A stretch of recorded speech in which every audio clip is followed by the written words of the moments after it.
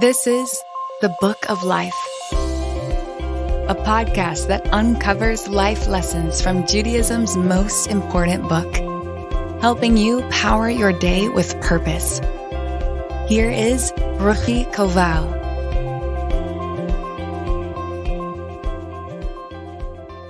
Imagine that you were conducting a man-on-the-street interview. You'd stand there and ask people the following question. Which is the least kosher animal for Jews to eat? I think you'd get pretty unanimous responses. A pig. Now, here's something interesting. Kosher animals have to have two signs in order to be considered kosher. One, they have to chew their cud, and two, they have to have split hooves. In other words, they must have both an internal sign and an external sign. If they have both, they're kosher. Cows do, goats do, deer, even bison, even moose. Okay, you get the point. Now, what if an animal has only one of the two signs? Is it, half kosher? Turns out that being half kosher is like being half pregnant. It's not possible. The Torah, interestingly, mentions by name the short list of animals that only have one sign, which makes them non-kosher. 3 of them have only the internal sign and not the external one. So these animals chew their cud but do not have split hooves.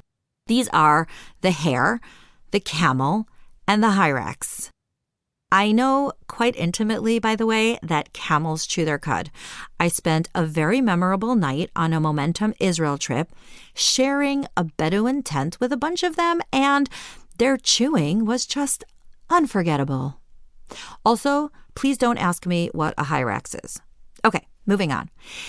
There is only one animal in the world, says the Torah. And by the way, none others have ever been discovered in thousands of years that only have the external sign, split hooves, but not the internal sign of chewing their cud. And that animal, my friends, is the pig. So why would this half-kosher animal be considered the most non-kosher animal in the world? Isn't it at least more kosher than like a horse, which has neither sign? The answer to this riddle is right in the Torah. The Torah tells the story of the evil Esau, twin to the righteous Jacob. Esau's violent and dehumanizing sexual habits were abhorrent. But at the age of 40, he decided to settle down and get married. Why? The Midrash explains. Esau was compared to a pig. This pig, when it lies down, stretches out its hooves as if to say, "See, I am a kosher animal." So does Esau rob and plunder and then pretend to be honorable. During the entire 40 years, Esau kidnapped wives from their husbands and violated them. When he was 40 years old, he said, "My father married at 40. I too will do the same." So the pig is the metaphor for absolute deceit. Pretending you're something you're not. The pig lies in the mud and stretches out its hooves like someone who puts on this fake veneer of goodness. Then they turn around and do whatever suits them. And this fakeness, this hypocrisy and inauthenticity is the most illegitimate and un-Jewish of them all. Being authentic in our culture is very hard. We live in a very image-driven world, a social media culture where we can edit photos for free in mere seconds right in the palms of our hands. How can we teach ourselves to become more real, more authentic? Every now and then, I decide to get real on social media or in an article.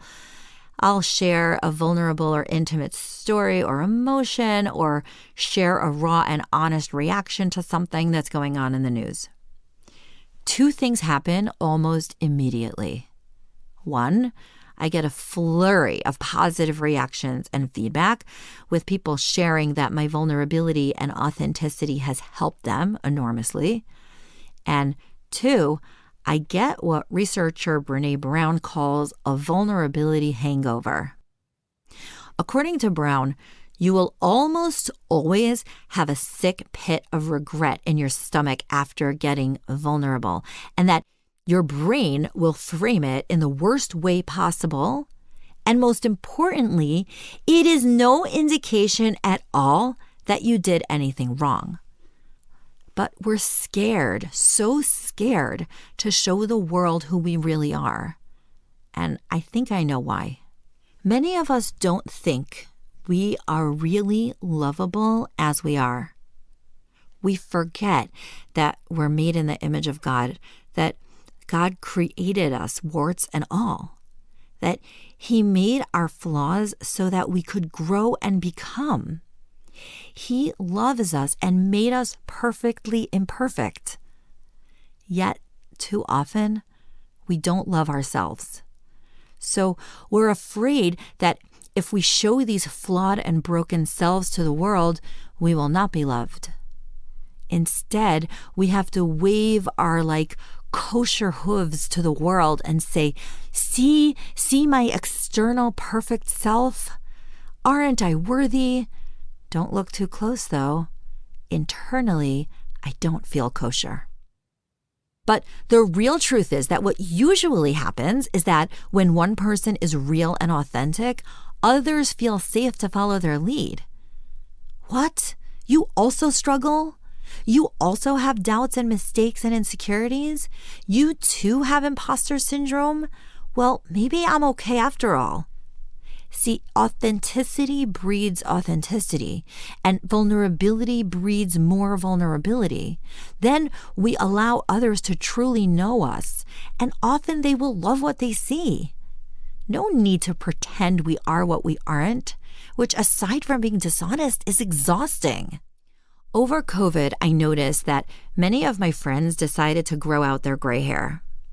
These are women who never missed a salon appointment, who always appeared well-groomed and well-coiffed. But in the absence of salons, they had no choice. First, they appeared on Zoom with their baseball caps. Then slowly the caps came off. The gray came out. What a relief, they said. Why did I even spend all that time and money pretending my hair wasn't gray? I'm going to own my age and be totally authentic about it.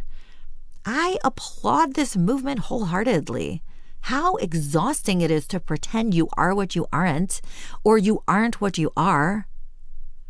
So, if you want to get more authentic, here's an exercise for you.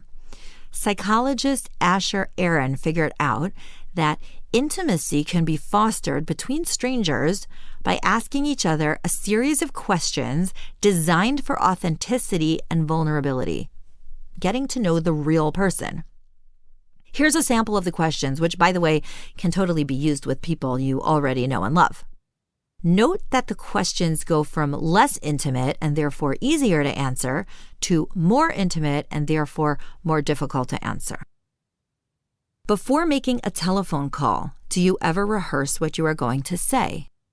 Why? If you could change anything about the way you were raised, what would it be?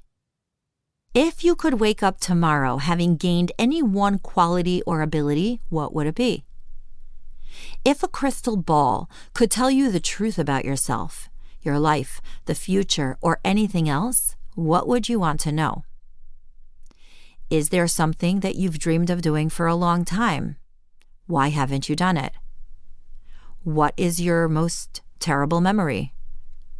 If you knew that in 1 year you would die suddenly, would you change anything about the way you are now living? Why? How close and warm is your family?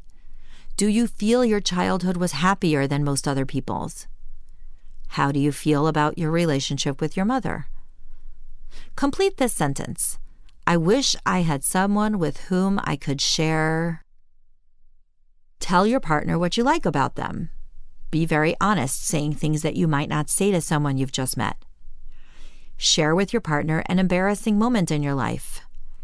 When did you last cry in front of another person? By yourself? Tell your partner something that you like about them already. If you were to die this evening with no opportunity to communicate with anyone, what would you most regret not having told someone? Why haven't you told them yet? Share a personal problem and ask your partner's advice on how she or he might handle it. Also, ask your partner to reflect back to you how you seem to be feeling about the problem you have chosen. Are you cringing yet? Trying to figure out how anyone has these kinds of conversations at all, let alone with a total stranger? You're not alone. Most people have a hard time with being truly vulnerable. It's why we put up that facade that we're fine, that everything's fine, that we have it all together. But the lesson of the pig is this: be integrated, inside and outside. That's the most beautiful way to be. Don't be afraid of your flaws. It's what makes you human and lovable. Love yourself enough to let others know you, and they will love you too. This is the Book of Life. Don't forget to rate, review, and subscribe to Momentum Podcasts on Apple, Spotify, or wherever you get your podcast. Join Ruchi again next time for more meaning and inspiration from Judaism's most important book, to power your day with purpose.